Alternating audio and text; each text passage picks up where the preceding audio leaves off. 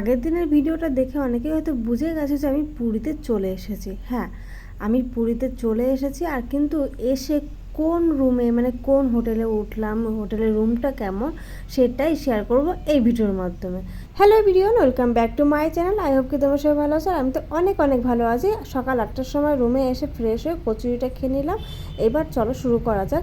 এই যে হচ্ছে আমাদের হোটেলের নাম, আর এখানে হোটেলের নিয়মগুলো সব লেখা আছে, আর এটা আমাদের হোটেলের রুম নাম্বার। চলো এখন ধীরে ধীরে ভেতরে গিয়ে দেখি রুমের ভেতরে কী কী আছে বা রুমটা কেমন। একটা ডবল সাইজের বেড রয়েছে, কিন্তু এখানে 4জন ইজিলিভাবে শোয়া যাবে, এতটাই বড় বেডটা। আমরা এসি রুম নিয়ে নিয়েছি কারণ প্রচণ্ড গরম, ওই জন্য এসি রুম হলে পরে বেশ ভালো হবে। আর রয়েছে কিচেন, বাথরুম, সবগুলো ধীরে ধীরে শেয়ার করছি। একটু একটু ওয়েট করো। আর রুমগুলো অনেকটাই ক্লিন। এই যে হচ্ছে কিচেন, আর এখানে বাসনপত্রগুলো রয়েছে, মানে সব কিছু চারটে চারটে করে গ্লাস, থালা, চায়ের কাপ, সেগুলো কেউ চাইলে পরে এখানে রান্না করেও খেতে পারবে। পুরীতে এই ব্যবস্থাটা আছে সব হোটেলেই, কিন্তু এখানে আবার বাসনগুলো অ্যাড করে দেওয়া আছে। এই যে হচ্ছে বাথরুমও অনেক ক্লিন, কিন্তু বাথরুমটা পার্সোনালিভাবে আমার অতটা পছন্দ হয়নি। অ্যাকচুয়ালি বাথরুমের স্পেসটা খুবই কম। বাথরুম এবং কিচেন রুমটা, এই দুটো রুমই দেখলাম একটু ছোট, কিন্তু বেডরুমটা অনেকটাই বড়, যেটা আমার খুবই ভালো লেগেছে। অ্যাকচুয়ালি এই রুমগুলো যদি একটু বড় বড় হতো, মানে সাথে বেডরুমটা তো এমনিই বড়, সাথে যদি বাথরুমটা এবং কিচেনটা একটু বড় হলো তাহলে হয়তো আরও ভালো লাগতো।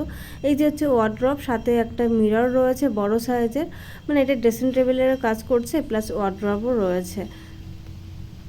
কিন্তু আয়নাটা অতটাও পরিষ্কার না, অতটা কি পরিষ্কারই না, একদম বাজে। আয়নাটা পরিষ্কার করে দেয়নি, জানি না পরে এসে দেবে কি না। আর এই যে ওয়ার্ড্রপের ভেতরে রয়েছে একটা ব্ল্যাঙ্কেট এবং একটা মশারি রয়েছে। আর কি কি আছে আমি অত দেখিনি, এই দুটো জিনিসে আর কি সামনে আসলো তাই দেখালাম। আর এই উপরের মানে উপরে আমি রেখেছি আর কি আমাদের জামা কাপড়গুলো, এসে আগে তুলে রেখেছি। ও আর একটা কথা, রুমের ভেতরে বড় সাইজের একটা টিভি আছে, কিন্তু আমি ক্যামেরাতে নিতে ভুলে গেছি। যেহেতু এই হোটেলটা রেলওয়ে স্টাফদের জন্য, তাই এই হোটেলের রুমগুলো ভাড়া অনেকটাই কম। আর এই হোটেলগুলো রেলওয়ে স্টাফ এবং তাদের ফ্যামিলিদের জন্যই। এখন রুমে একটু রেস্ট নেব, তারপরে যাব সমুদ্রে চান করতে। আর সেই ভিডিওটা আমি নেক্সট ভিডিওতে আপলোড করব, মানে নেক্সট ভিডিওতে তোমরা দেখতে পারবে। তাই কেমন লাগলো এই ভিডিওটা অবশ্যই কমেন্ট করে জানিও। দেখা হচ্ছে নেক্সট ভিডিওতে, মানে সমুদ্রে যাচ্ছে সেই ভিডিওটা। এখনকার মতন টাটা। আরে দাঁড়াও দাঁড়াও, এখনও ভিডিওটা শেষ হয়নি। অ্যাকচুয়ালি আমি ভুলেই গেছিলাম যে রুমের সামনে সুন্দর একটা ব্যালকনি আছে। এখন আমি ব্যালকনিতে দাঁড়িয়ে দাঁড়িয়ে রিলস বানাবো, তাই মনে পড়লো আর কি হঠাৎ করে। যাই হোক, ব্যালকনিটা তোমাদের সঙ্গে নেক্সট ভিডিওতে শেয়ার করবো। টাটা।